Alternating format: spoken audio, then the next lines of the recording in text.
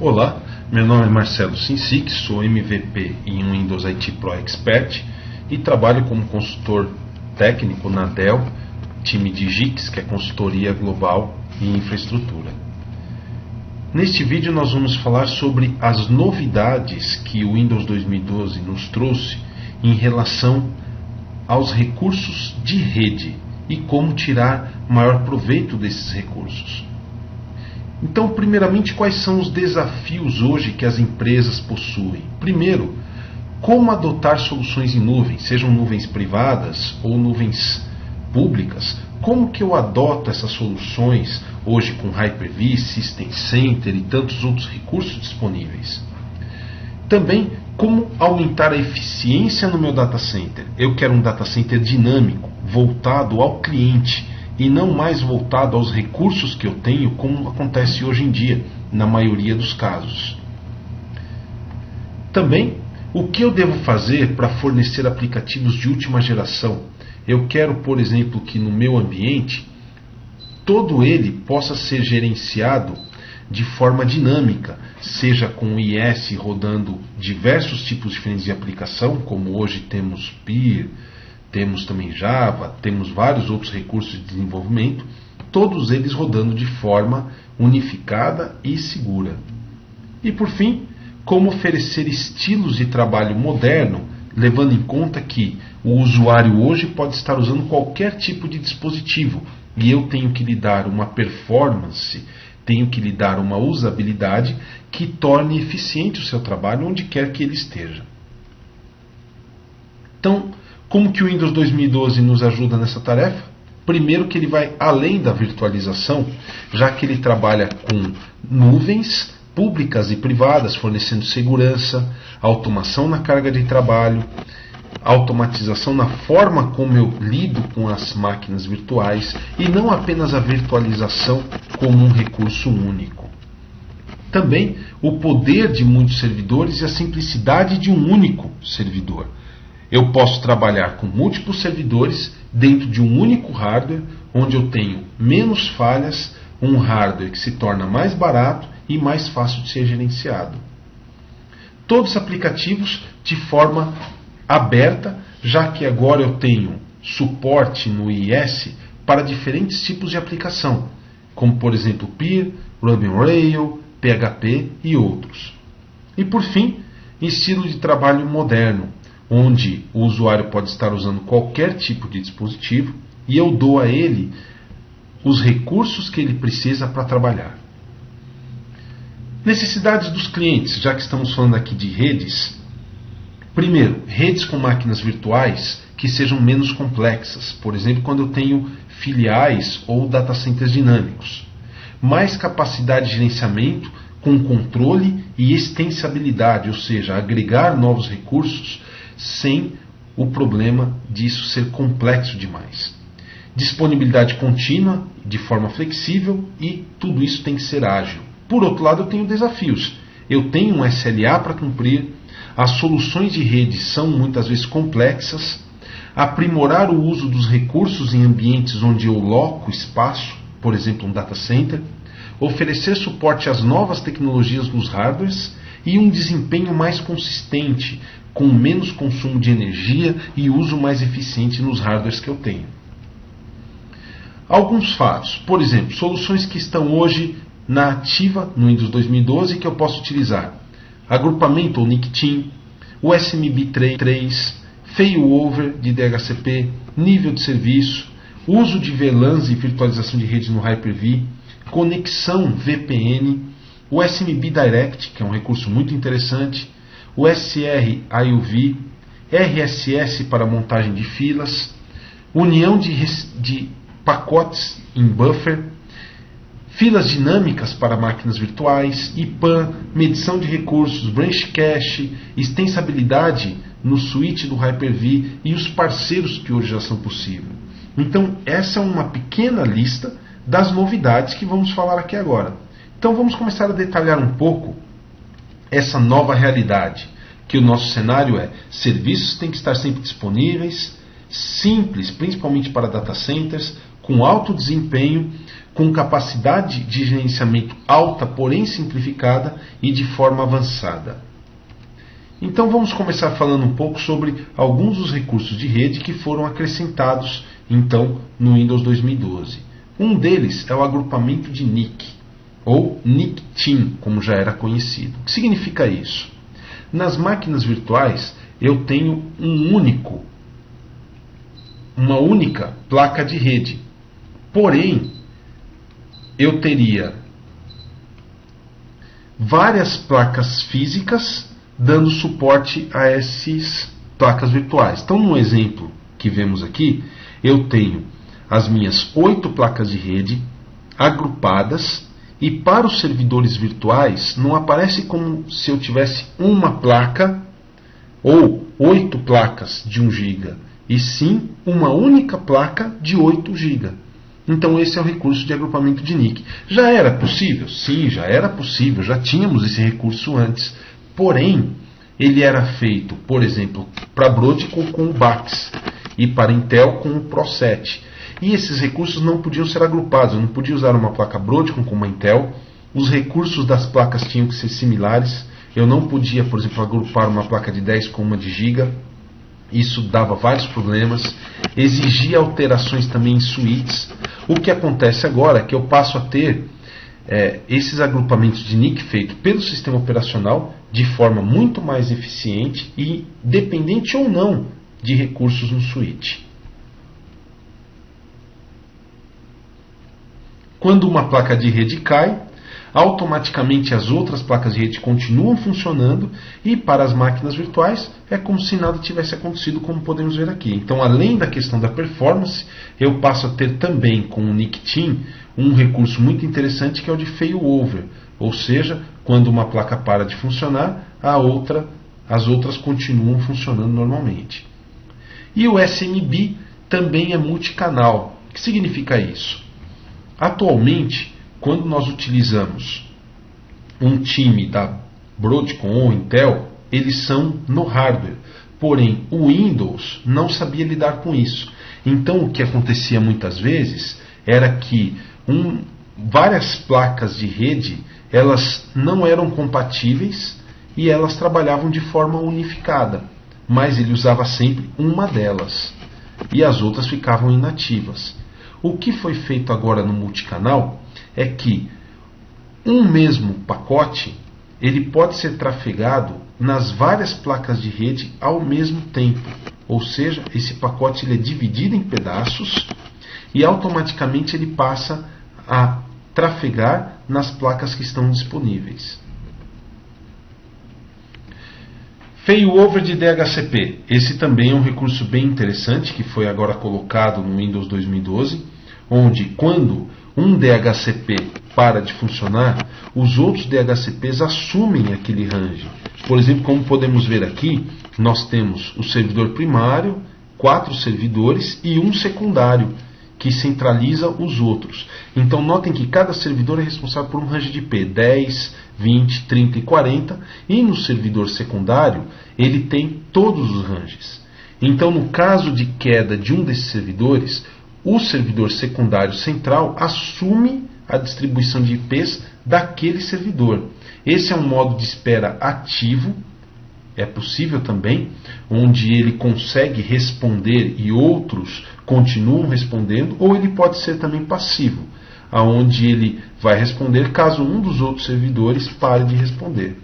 Nós podemos então trabalhar dessa forma, já que o modo padrão é o modo de compartilhamento, onde mais do que um servidor DHCP pode ter também o mesmo range, e eles contrabalanceiam entre eles a divisão de IPs, que seria o modo ativo-ativo ou ativo-passivo.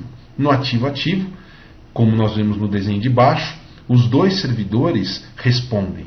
E no ativo-passivo, o modelo que temos aqui acima, é aquele onde o servidor que está no meio só entra caso um dos outros caia para suprir a demanda.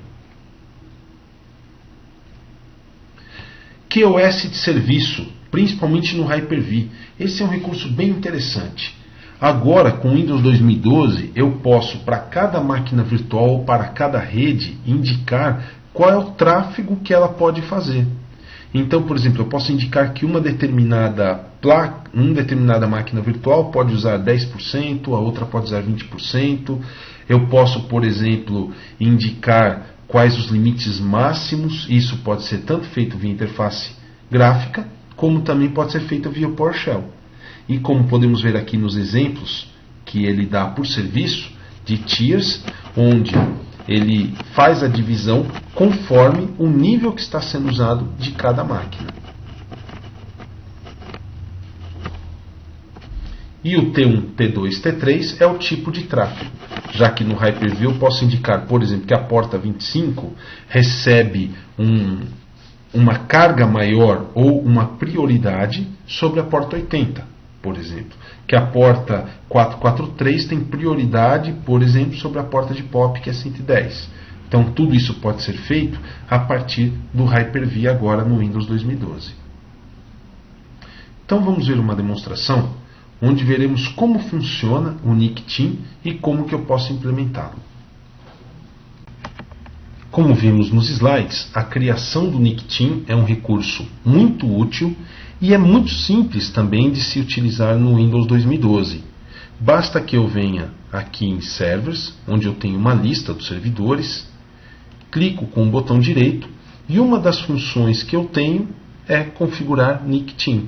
Ou seja, basta que eu pegue um servidor qualquer e indique quais as placas e o nome do time que eu quero criar. Neste exemplo eu só tenho uma placa, já que eu estou com uma máquina virtual. Mas notem que eu tenho aqui então um servidor. Aí eu poderia aqui criar um novo time. Poderia chamar esse time, por exemplo, de time MVA. E escolher as placas que farão parte desse time. É importante que seja escolhido corretamente o tipo de time que será criado. Por exemplo, suíte independente é um tipo de time onde eu não preciso configurar propriedades no suíte.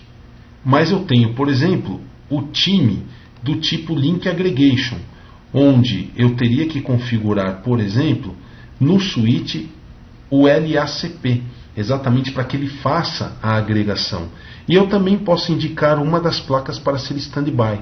Ou seja, uma das placas ela ficaria inativa apenas como um recurso de gerenciamento caso a placa principal deixasse de funcionar.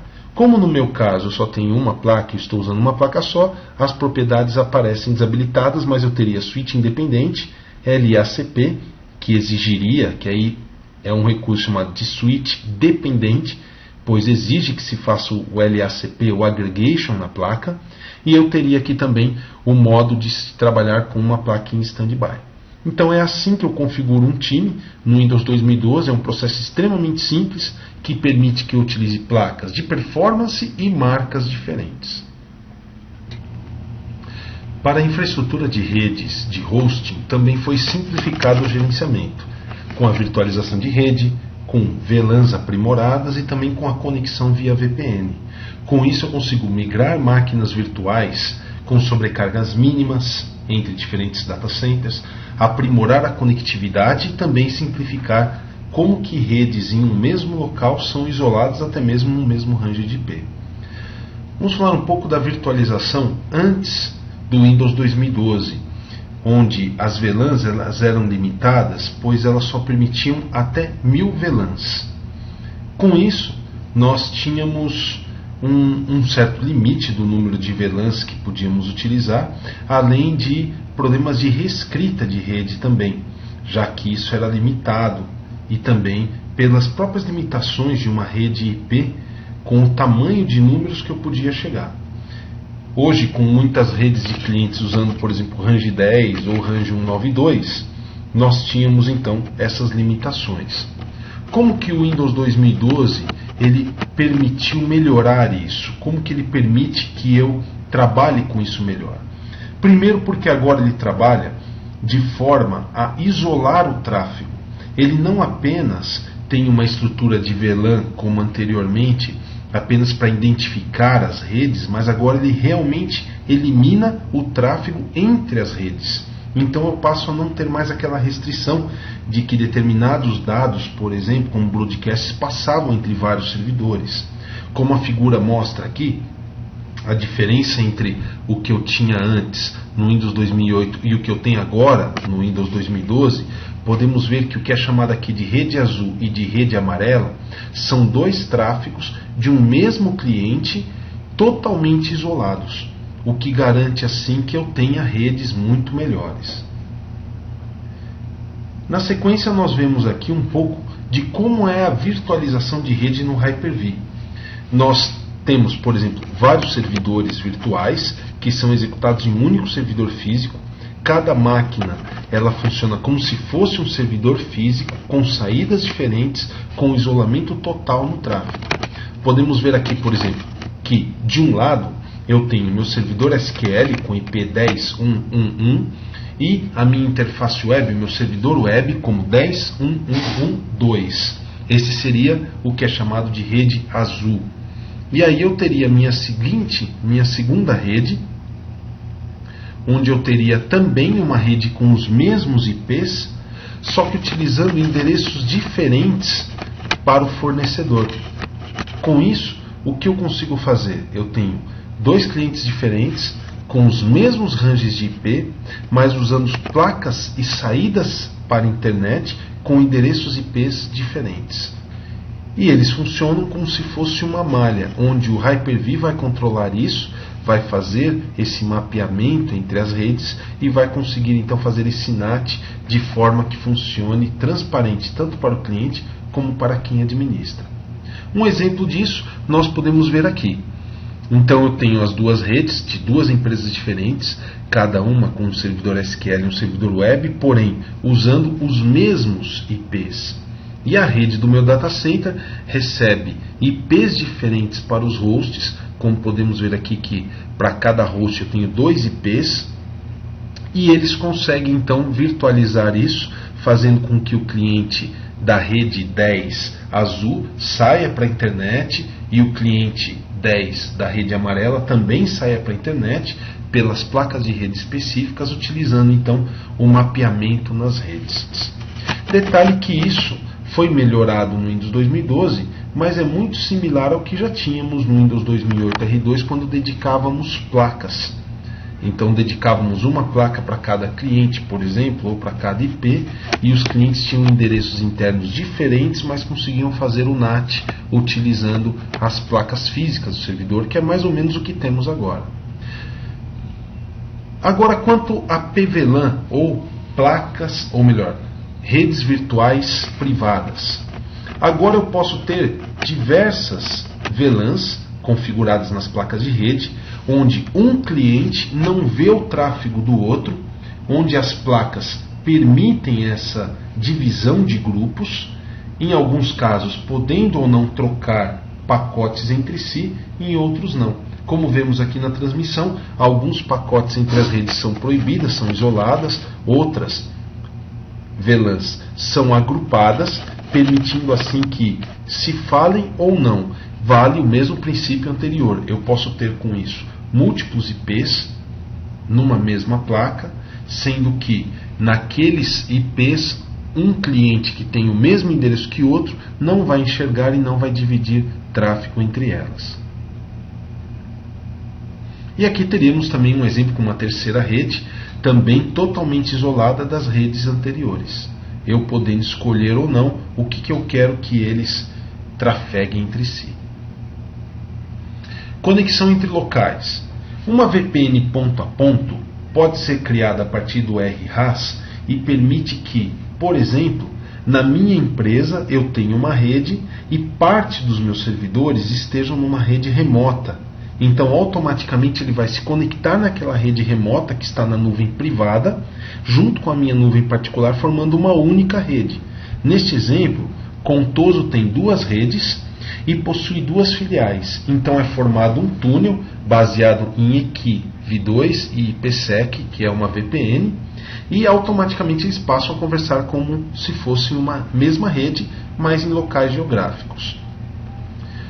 Outro detalhe importante é que isso já existe também em infraestruturas hoje. Isso pode ser montado a partir de suítes, pode ser montado até com recurso de próprios provedores de acesso à internet, mas o Windows ele dá suporte a esse ambiente a partir de modelos de VPN que podem ser criados no servidor de acesso remoto. Vamos ver então como que eu faço essa divisão de VLANs no Hyper-V e como que agora eu consigo criar esse isolamento entre as diferentes redes de clientes quando eu tenho no mesmo range vários clientes hospedados talvez em um mesmo servidor. Para criar uma VLAN e fazer a divisão de tráfego conforme vimos nos slides, na verdade o recurso é muito simples. Basta que eu venha aqui no Virtual Switch do Hyper-V, que já é conhecido, e aqui eu tenho a possibilidade, por exemplo, de criar uma placa externa. Como já é conhecido, para cada placa externa que eu crio, eu posso indicar um diferente caminho para que ela usar. Por exemplo, se eu possuir na minha máquina 10 placas no meu servidor, eu posso indicar 10 redes ou criar um time, colocando 4 placas em um time, 4 placas no outro time, e indicar que cada time vai ser usado por um conjunto de máquinas virtuais que pertencem a um cliente. Digamos que eu tivesse essa situação. Então eu tivesse uma situação onde eu tenho o cliente A e eu não posso permitir que ele veja o tráfego das máquinas virtuais do cliente B. Então basta que eu venha aqui e habilite para ele um número. Então, por exemplo, meu cliente A vai ser o meu cliente 15. E agora eu criaria uma outra rede, que seria o meu cliente B. E o meu cliente B estaria na VLAN 21. Com isso, eu consigo isolar o tráfego dessas duas redes, onde essas máquinas virtuais vinculadas a essa rede só veriam as outras máquinas que estivessem na rede 15. E o mesmo para esse outro cliente. Então, além de isolar o tráfego pelas placas de rede, onde eu poderia indicar uma placa de rede para cada cliente, assim isolando links, por exemplo, eu também posso fazer isso criando as VLANs, que é recomendável que seja feito exatamente para não haver o roteamento interno entre as placas, e assim um cliente não teria possibilidades de ver e enxergar a rede de outro cliente e assim não veria as suas máquinas virtuais. Além desse recurso que pode ser feito no Virtual Switch, eu também posso fazer o recurso nas máquinas virtuais. Por exemplo, eu vou pegar minha máquina virtual aqui que está em execução e nas propriedades de rede dela, notem que eu posso indicar qual é a VLAN que essa placa vai usar. Mesmo que ela esteja num Virtual Switch diferente, por exemplo, eu posso indicar aqui qual rede.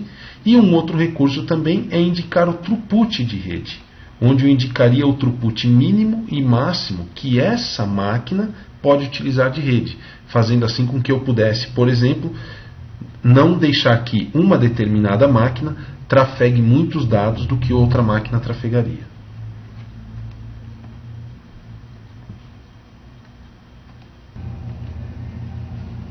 Vamos agora falar um pouco sobre o desempenho que está sendo provisionado no 2012 para melhorar baseado no que o hardware permite. Então vamos falar sobre RSS, SMB Direct, SRIUV, fila de máquinas virtuais, garantindo assim que a rede deixe de ser gargalo com melhor desempenho e utilizando os recursos de hardware mais atuais. O primeiro é o SMB Direct. Esse é um gráfico onde podemos ver como hoje é feito a transmissão de dados entre servidores. Podemos ver que quando um cliente solicita o dado a um servidor de arquivos, esse dado ele passa sobre toda a camada de transporte, drivers, ele passa por todo o modelo TCP/IP, toda a camada OSI, utilizando assim todo o processamento necessário em cada um dos nós para fazer isso. O que acontece quando eu tenho o RDMA, que é o SMB Direct? Note que eu passo a pular as partes de rede, ou seja, eu consigo trafegar dados entre as placas direto, sem utilização de toda a camada de transporte, sem a utilização de toda a camada OSI. Isso é possível a partir de novos hardwares e de novos recursos que eu tenho hoje para trabalhar com a parte de rede. Também virtualização de entrada e saída nas placas. Este recurso é chamado de SR-IOV, é um recurso onde as máquinas virtuais conseguem passar para as placas de rede diretamente, sem a necessidade de passar pelo switch virtual. Nesse exemplo, por exemplo, vemos aqui que eu tenho uma máquina virtual, onde eu tenho alguns softwares ou algumas características, por exemplo, que passam pelo comutador, mas a partir daí ele passa a fazer o tráfego direto, ou seja, a placa de rede passa a estar dedicada diretamente àquela máquina virtual. Conceitos antigos voltam à tona, por exemplo, DMA, Direct Memory Access, IRQ, que é as interrupções de hardware, ou seja, a máquina virtual com SR-IOV passa a poder fazer acesso diretamente ao DMA e ao IRQ da placa. Com isso, eu passo a ter uma performance muito melhor, já que a máquina virtual vai fazer uso real da placa e não uso virtual dela. RSS. RSS é um recurso onde a placa de rede consegue enfileirar os pacotes para cada nó. Aqui também é baseado algo similar ao NUMA. Então, por exemplo, se eu tiver várias máquinas virtuais e eu tenho um NICTIN, por exemplo, ele enfileira os processamentos de forma que ele vai entregar para cada máquina virtual, para cada CPU, um número específico de pacotes. Como podemos ver aqui, por exemplo, em vez de todos os pacotes caírem no mesmo local, no mesmo nó de um cluster, ou no mesmo nó de uma placa, eles vão sendo enfileirados em placas diferentes. Com isso, eu passo a ter menos interrupções e menos carga de CPU em um determinado nó que fica recebendo todos os dados. Este recurso também é baseado em hardware e ele trabalha baseado em WMI junto com o Windows para trafegar melhor as cargas de trabalho nas placas. E o Coalesce? O Coalesce ele vai fazer um recurso interessante que é, por exemplo, digamos que eu esteja copiando um arquivo e eu recebo vários pacotinhos de 2K nesse arquivo. Utilizando o recurso das placas de rede onde os buffers foram aumentados, ao invés de, por exemplo, eu passar 4 pacotinhos de 1K, eu passo 4 pacotes, ou melhor, eu passo um único pacote de 5K, que é a junção dos 4 pacotes. Com isso, no momento que a CPU receber o pacote, ela não vai receber 4 pacotes, ter que processar os pacotes, esperar chegar o pacote seguinte. Não, ela já recebe os 5 pacotes como sendo um único pacote, o que melhora muito o desempenho da CPU. Isso é possível, já é padrão, o RSC, em placas de 10 GB.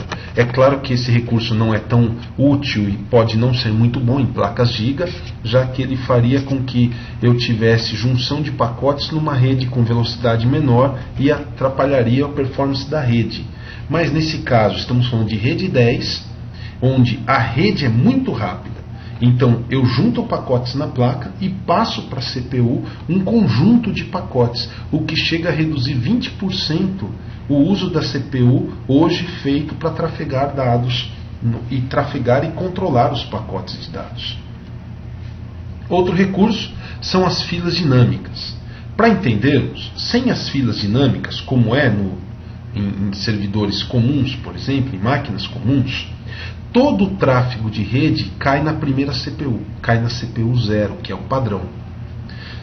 No modelo de VMQ estático, as placas de rede elas batem em algumas CPUs. Então, por exemplo, cada fila vai para uma CPU. Nos modelos atuais do Windows 2012, que é o modelo de VMQ dinâmico, ele faz as filas e bate o tráfego nas placas conforme o uso de CPU. Então vemos, por exemplo, nesse caso, que como eu tenho um alto tráfego no último desenho, ele jogou para as 4 CPUs. Quando eu tenho menos tráfego, ele joga em menos CPUs. Qual é a diferença disso do Windows 2012 para o desenho do meio, estático, como é no Windows 2008? No Windows 2008 eu manteria esse tráfego nas 4 ou nas 3 CPUs, porque as filas foram criadas assim, foram determinadas dessa forma. Já no Windows 2012, essas filas elas mudam na placa de rede conforme o tráfego e o uso de CPU que eu tenho. Todos os adaptadores de rede 10 GB também já vêm com recurso de fila dinâmica ligado, o que trafega melhor os dados então ali. Próximo ponto, vamos falar um pouco agora sobre a eficiência do gerenciamento simplificado. Um dos recursos que foi colocado, que é o IPAM, também o Branch Cache, que é um recurso que já existia, a medição de recursos de máquinas virtuais, que é importante no ambiente onde eu trabalho com Hyper-V, e algumas novas funcionalidades do PowerShell para fazer o que vemos aqui, criar uma estrutura mais robusta, poder monitorar e transferir melhor entre localidades e também trabalhar com ferramentas mais simples, principalmente quando eu preciso automatizar. Primeiro, o IPAM. O que ele permite que eu faça? Ele cria um modelo onde ele interage com servidores DNS e DHCP, criando um único local para gerenciamento. Com o IPAM, eu posso, por exemplo, saber todos os servidores DHCP, todos os servidores DNS que eu tenho e trabalhar com eles de uma forma unificada.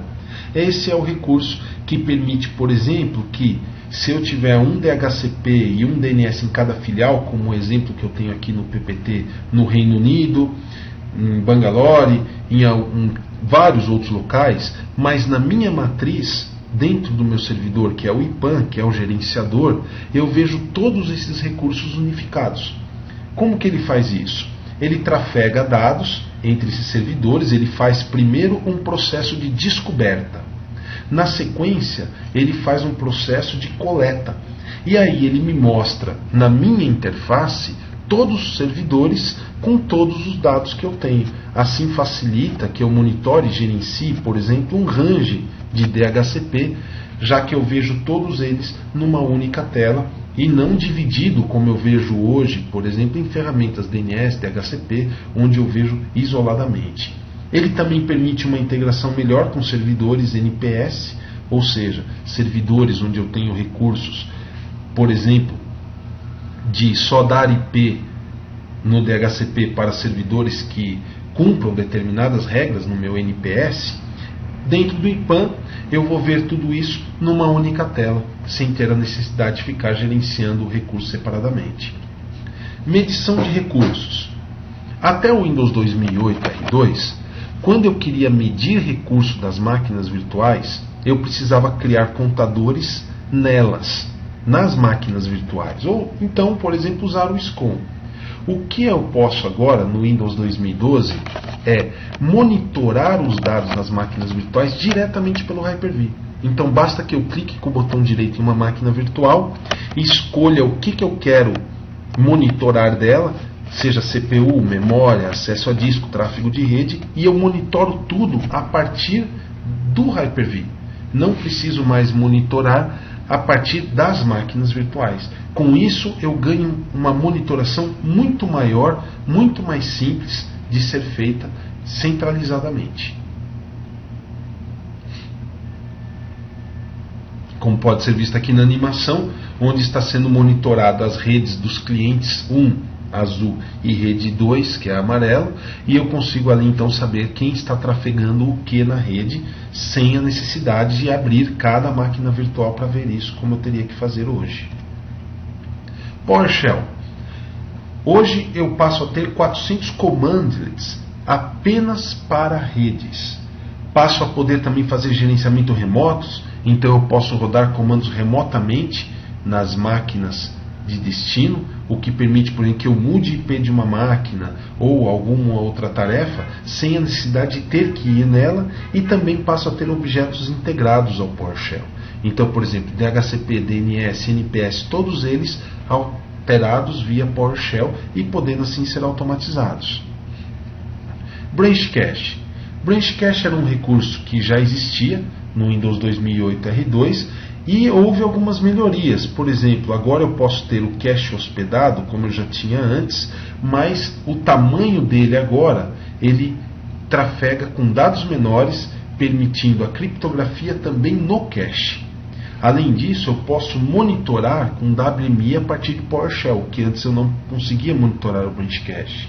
E agora eu não tenho mais duplicatas, ou seja, eu consigo controlar a minha duplicação de dados nas filiais. Então são alguns dos recursos novos que eu passo a ter de branch cache que melhoram. Um dos recursos, por exemplo, é o fato de eu não ter mais que ficar colocando um certificado na filial. Não exige-se mais que o meu servidor branch cache da filial tenha um certificado digital para que ele criptografe os dados. Agora isso pode ser feito automaticamente a partir do AD. Outra questão interessante também é que eu posso trabalhar com locais separados sem a necessidade de ficar criando diferentes GPOs para cada filial. Agora eu posso trabalhar com isso de forma integrada, como se fossem blocos, e não mais trabalhando com GPOs onde todos os dados ficam replicados ali. Então nós vamos ver agora uma demonstração de como funciona o IPAN, para que vocês tenham uma ideia de como utilizar esse novo recurso. Ao instalar a feature de IPAN, você poderá ver no menu que ele aparecerá aqui do lado as opções relativas ao IPAN, que é o gerenciador de endereços IPs. O primeiro passo é se conectar ao servidor. Então, no meu caso, eu me conecto, ele me dá os dados e me diz que o servidor está provisionado. O que é o provisionamento? É um wizard muito simples, onde eu indico para ele o nome da GPO que eu quero que ele use para criar as políticas que ele vai utilizar. É apenas esse recurso, é um wizard de 1 minuto e é bem simples de ser feito. Na sequência, eu devo definir quais são os servidores que eu quero monitorar. Então, por exemplo, eu vou pegar todos os servidores que eu tenho no meu domínio, ok, e ele já indica que eu estou monitorando o domínio, aqui está. E agora eu posso fazer um Server Discovery, onde é a tarefa que ele vai procurar servidores. Mesmo enquanto ele está rodando essa tarefa, eu já posso selecionar os servidores encontrados. Então eu clico aqui, ele já me indica que há um servidor, que é o servidor W2K8R2, que é o meu servidor de Domain Controller. Ele já identificou que esse servidor é um Domain Controller DNS, que não está sendo monitorado ainda, que é um Windows 2012, e por enquanto ele está desbloqueado, ou seja, ele pode ser monitorado. Então aqui eu já tenho os dados do servidor, e aqui eu já posso verificar, por exemplo, ações que ele indica que eu faça. Então eu posso monitorar DNS, DHCP e todas as outras funções assim que ele terminar as tarefas em cima do meu servidor que eu pedi para ser catalogado. Por fim, o ecossistema com fabricantes, que são principalmente os novos hardwares e também o suíte extensível do AD, permitindo assim que eu trabalhe com múltiplos fabricantes e tenha também um suíte virtual muito mais poderoso. Primeiro, na questão de ser um comutador extensível. O que significa isso? Hoje, o comutador, o suíte virtual do Hyper-V, ele trabalha de forma unificada para apenas permitir uma coisa: divisão de tráfego de rede. Com o comutador ou suíte extensível do Hyper-V, eu posso instalar aplicações dentro desse suíte. Por exemplo, eu não conseguia ou não era viável eu colocar um appliance de segurança de rede no Hyper-V, pois ele ia ter que passar pelo suíte virtual. Já agora não. Agora eu posso instalar um appliance, por exemplo, de firewall diretamente no computador. Eu posso, por exemplo, instalar um servidor de load balance diretamente no computador. Isso quer dizer o quê? Como nós podemos ver aqui nesse desenho, o meu firewall ele ficaria nessa camada amarela que está aqui. Então ele fica na camada antes das máquinas virtuais.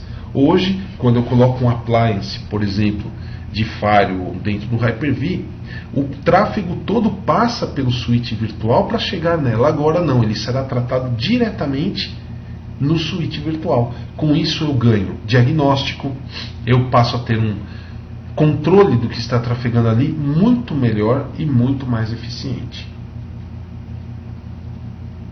Benefícios: serviços baseados em extensão, a plataforma é aberta, eu passo a ter um nível de serviço muito melhor, já que eu tenho um padrão unificado, e eu passo a ter performance também junto a isso. E esses comutadores são todos baseados em PowerShell, então cada um deles pode ser administrado, ligado, desligado, configurado a partir do PowerShell, com suporte com menor tempo de inatividade, já que eu teria ali uma plataforma única em que todos eles são construídos. E vários parceiros já estão funcionando com os recursos que vimos. Por exemplo, o RDMA, acesso direto para os servidores de FileShare, por exemplo, Mellanox, Intel, Chelsea, comutadores extensivos, eu já tenho vários, Cisco, Five9, NEC, já possuem comutadores que são instalados diretamente dentro do Hyper-V. Para Branch Cache, vários já têm recursos, como por exemplo F5, NetApp, NAppliance e NC. Virtualização de redes, vários também já possuem recursos para isso, que é o SR-VIO, Dell, HP, NAppliance, e também Intel e Broadcom e Emulex já tem as placas compatíveis, já tem placas com esse protocolo de 10 GB com SR-IOV. Próximos passos: conheça esses recursos, saiba como utilizá-los, failover de DHCP, multicanal com SMB, QoS, réplica de Hyper-V, agrupamento NIC, que pode ser usado em qualquer ambiente. Também utilize portabilidade de IP, redes virtuais, virtualização de rede e os recursos de hardware que nós vimos aqui, que ajudam em muito a performance da rede e da CPU que é utilizada quando esses pacotes eram trafegados. Conheça também como medir recurso, como usar o IPAN, DNSSEC, que é um recurso bem interessante para garantir a segurança da réplica e uso de registro em um DNS, o acesso direto, o Branch Cache e todos os outros recursos que vimos aqui durante essa demonstração. Também baixe, utilize os centros de treinamento para aprender mais do Windows 2012 e use o Virtual Academy, o MVA como este, para aprender mais sobre Private Cloud, System Center e todos os outros recursos que a Microsoft está disponibilizando agora a partir desse ano com essa nova plataforma. Agradeço a vocês por terem assistido esse vídeo e espero que assistam o restante da série MVA e também que utilizem esses novos recursos. Obrigado.